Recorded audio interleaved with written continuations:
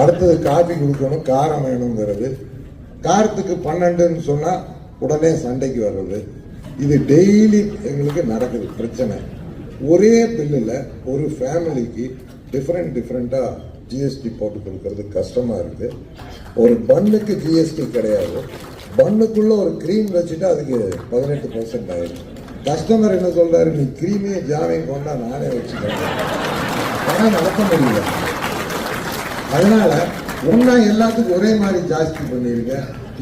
இன்னொன்னு இதே அம்மா வந்து உங்க எம்எல்ஏ அம்மா தான் இதெல்லாம் பண்றது. அவங்க எங்க தொகுதியில் இருக்காங்க, கடையில வந்துட்டு வடநாட்டில் அதிகம் ஸ்வீட் சாப்பிட்றாங்க, அதனாலதான் அம்மா இங்க அதுக்கு 5% காரத்துக்கு 12 பண்ணிட்டாங்க. நான் சொன்னேன் இல்லைங்க, அப்படியெல்லாம் இல்லை, தமிழ்நாட்டில் ஸ்வீட் காரம் காஃபி அப்படிதான் போகும். அதனால தயவு செஞ்சு அதை கொஞ்சம் கன்சிடர் பண்ணுங்க மேடம். இந்தியா குறை சேர்த்து நீங்க ஏற்றி விட்டாலும் சந்தோஷம், ஒரே மாதிரியே பண்ணணும், தனித்தனியா வைக்காதீங்க. ஏன்னா வீடு ஒரு ஃபேமிலி வந்து கம்ப்யூட்டர் நடக்குது மேடம்.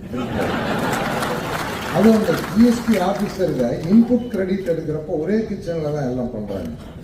இன்புட் எடுக்கிறப்போ அதே கேஸ், அதே ஸ்வீட் மாஸ்டர், அதே கடலை மாவு, அதே மைதா மாவு, இன்புட் எப்படி மேடம் எடுக்க முடியும்? அதுல ஆபீசர்ஸ் பண்ணி வைக்கிறாங்க.